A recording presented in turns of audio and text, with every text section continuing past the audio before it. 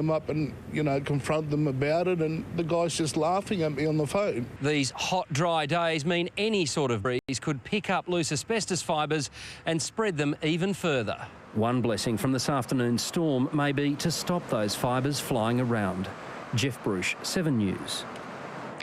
Well, Lord Mayor Campbell Newman joins me now. And Lord Mayor, how big a concern is this asbestos issue? It's certainly a concern. The first thing is that people shouldn't be trying to remove it from the homes in the first place. They should get a specialist contractor, an expert in. If they have already ripped it out or someone's pulled it out, just put it aside in terms of these piles of material. Keep it wet, preferably actually try and wrap it and keep people away. And can I ask you, what was your reaction when you saw those storm cells rolling through this afternoon? Well, the BOM did make a prediction about 2 or 3 days ago that there would be storms late Tuesday and Wednesday. What we've been doing is we've been concerned about the stormwater system actually working. Got a lot of gully pits that are blocked with mud and that's why for the last 2.5 days we've had crews out trying to clear those gully pits and drainage systems so that we didn't get flooding in local areas today. And you've done that in time? Well, we hope we have. I can't say we've got it to everyone, but I know we've done an awful lot, many thousands. Excellent. I'm sure it's dampened a few spirits out there, though. Thanks once again, Lord Mayor, for your time. Well, police are hoping to identify a person who was captured in a photograph as raging floodwaters swept through Toowoomba. A member of the public took the picture from the Grand Central Shopping Centre overlooking Dent Street. Police are unsure if it's a man or a woman, but anybody who recognises the person is urged to speak to police. The death toll from the floods remains at 20. Well, the floodwaters may have receded, but questions are being asked about why so many new properties went under. Both the Brisbane and Ipswich mayors are defending planning approvals in those flood-affected areas. New luxury units at Tennyson, priced from $750,000 and flooded by the Brisbane River. Angry residents say they were told that would never happen.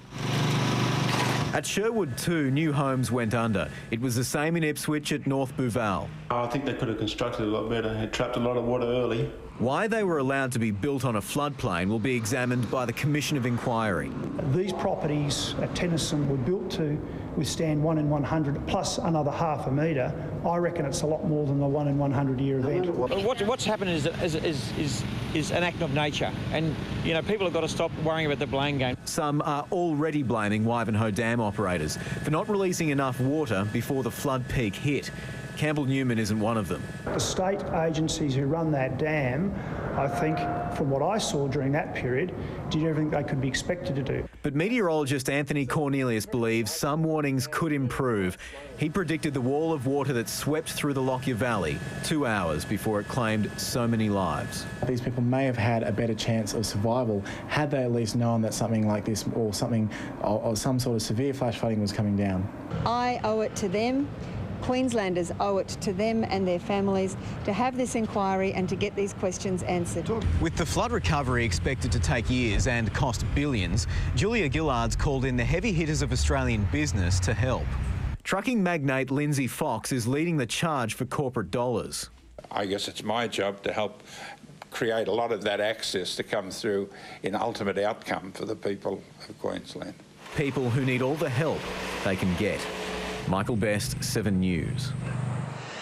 Well, flood victims have been offered a huge range of support, from free white goods to a simple haircut. Brisbane's evacuation centre closes tomorrow, but a new website is helping thousands find some temporary beds. Mari Holzwielders called the evacuation centre home since it opened. Today, she received a lifeline. We're going to Ferny Grove, so there's a lady there who's very kindly offered, for us to go there. Thousands of others are reaching out. People across Queensland are offering homes, rooms and beds to flood victims on a website, qldfloods.org. About 800 houses have offered up their beds, and around about 4,500 beds have been provided at this point in time. Businesses big and small are offering help through flooddiscounts.com.au. 700 companies offering cut-price goods and services to help Queenslanders rebuild. We've had building and carpentry services come in at 50% discounts. We've had free washing machines and dryers. At an Underwood hair salon, a simple haircut made free to flood-affected residents. We all have families, so we can't get out there on the weekends. So we feel that this is just our way of offering them something that will make them feel better. And the support for flood victims keeps growing. 65,000 people have now registered to offer their services and help. We've also got a lot of people coming in who wants to just help around with administrative and looking after the kids. The evacuation centre closes tomorrow, but the support remains. It's really very touching that people are so generous and really want to help out. Talitha Cummins, 7 News. And Rod, I'll have more from Kangaroo Point soon. Thanks, Kay. We'll see you then. Less than 2 years after being devastated by an oil spill off Moreton Bay, tons of rubbish has washed into the marine park. Environmentalists say the pollution will be disastrous for dugong and loggerhead turtle populations. Rubbish and debris from up to 100 kilometres away washed onto one of Queensland's most important coastal environments. Water tanks, a winch, pieces of Brisbane's Riverwalk, even fruit and vegetables are scattered on beaches between Brisbane and the Sunshine Coast. Sheep and dogs and all sorts of animals. And to see our bay looking like this, it makes you want to cry. Conservationists say Moreton Bay is still recovering from the oil spill in 2009. Last thing the bay and its wildlife needed was a flood event. Toxic heavy metals, soils and sediment are killing marine life. Small pieces of plastic could choke the bay's endangered loggerhead turtles.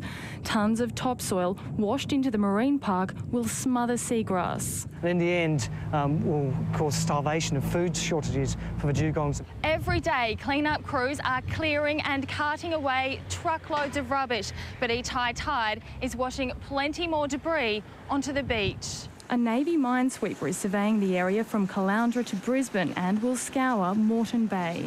If they pose a hazard to shipping transit, then we can look at some way of moving them out of the channel. But through the mess of debris, some little treasures have washed up. Alan Loutet salvaged someone's photo album from the river at Pinkenbar. Some of the photos actually can be fixed up.